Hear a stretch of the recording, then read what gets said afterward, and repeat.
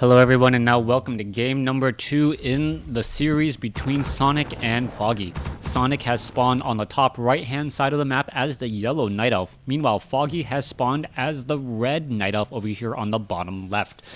That last Night Elf versus Night Elf mirror match was, well, a long, intensive battle of just waiting out your opponent to see who could have the better positioning. And in the end, well, you have to watch it to find out. Let's see what's going to be going down here in game number 2 as Foggy is opening up with the Demon Hunter. No big surprise there. Meanwhile, we are looking at a Demon Hunter as well. And we'll see if we have a repeat of game number 1. Game number 1 was very long and drawn out. Game number 2 perhaps could be a little bit faster, as no one really likes to play a long marathon session and this early in the tournament. I believe this was from the earlier rounds. They did not meet each other in the finals, hence it's not a best of 5, as the Demon Hunter is now going to finish off all of those Null Overseers there. Both sides picked up, well, Claws of Attack +6 versus a Ring of Protection. We'll see who really wins out there. Ring of Protection generally what gives you an effective 12% effective hit points. More on that if you don't know what effective hit points are. Just go ahead and search WarCraft 3 armor explanation by me, and I'm sure the video is still up there whenever someone tries to prove that I am wrong.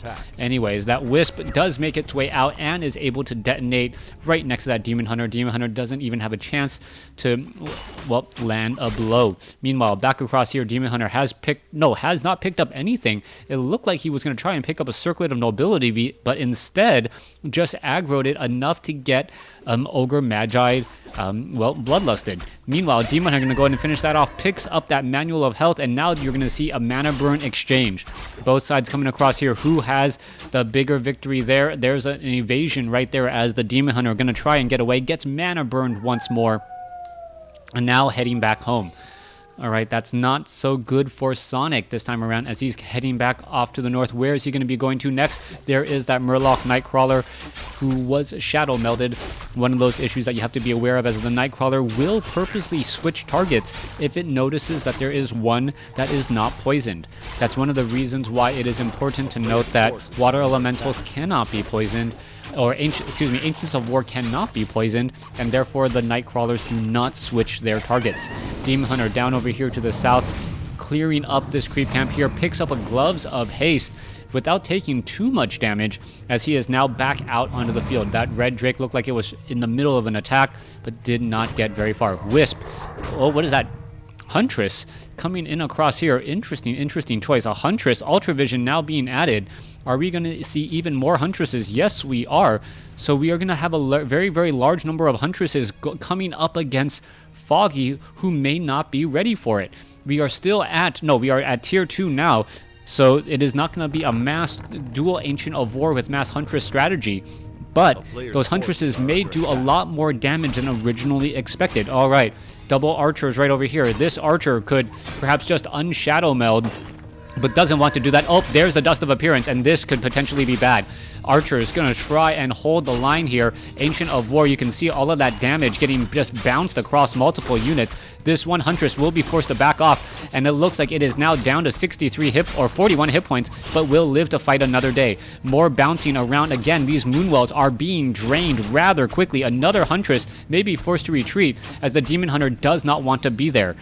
Using the Huntresses and that Bounce Glaive to really just capitalize and drain those Moonwells early on. Mana burn quickly being used here. Let's take a look at the Moonwell status. 100, 100, 100, pretty much compared to 3 Bone Dry Moonwells and 1 sitting at 110.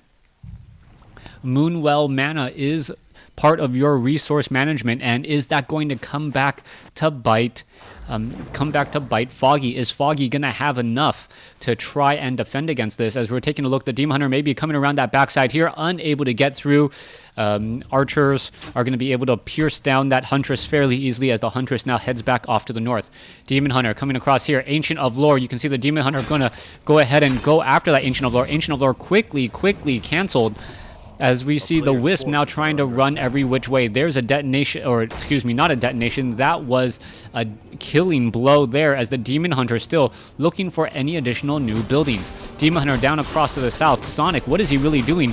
clearing out a relatively difficult creep camp, picking up a Talisman of Evasion, and now looking to get away. Ancient of Lore off to the top right here is about 3/4 of the way done, as the Keeper of the Grove is going to make its way into position as well. Let's take a look at this. Keeper of the Grove sitting at level 1, going to finish off the remainder of this creep camp, trying to just micro and minimize the damage across all of these units. Meanwhile, in the center portion of the field, the Huntresses are getting stronger and stronger. We should be looking at a better regeneration. There you go. Going to be able to get back up to full as the Demon Hunter, well, going to be selling that Talisman of Evasion most likely, or perhaps trying to give it to the Keeper of the Grove. Keeper of the Grove could perhaps hold on to it for a little bit here, as we are now looking at an engagement against the creep camps in the center. Now, what is the Night Elf really looking to do here? They're just trying to establish, well, control of the middle portion of the map and making sure that they can catch their opponent off guard if they make any mistakes. Dual Claws of Attack +6 plus an Orb of Gloves of Haste is going to be very, very high on that damage for the Demon Hunter. Foggy is definitely going to try and get to that Demon Hunter in a very, very front position, but he is going to be going up against a Demon Hunter who has a Potion of Invulnerability. Now, Dryads are in position here. Keeper of the Grove, yes, does have the Talisman of Evasion. We are now looking at a bit of an engagement battle across over here. If the Demon Hunter can get to level 3, that is going to be a very big kill there. If it can finish off this last Ogre Warrior, will it be able to do it? Let's take a look. Ogre Magi, is it going to be able to get that Mana Burn Steal? No, it is not. Oh, yes, both level 3 now on both sides, as both sides trying to finish off all these units. Potion of Invulnerability quickly used as they are now engaging in the fight. However, the creeps in the middle portion of the field trying to split the every which way. Mana Burn going down on both sides. Huntress is trying to go after the archers. Keeper of the Grove gets an entangle off as the Forest Troll Trapper comes back the other way. Are we going to get an Abolish Magic? Keeper of the Grove gets taken down, and it looks as though Sonik may end up losing another Keeper of the Grove, and that may be it. Foggy takes game number 2. Thanks for watching. Thanks for listening. Hope you guys enjoyed it.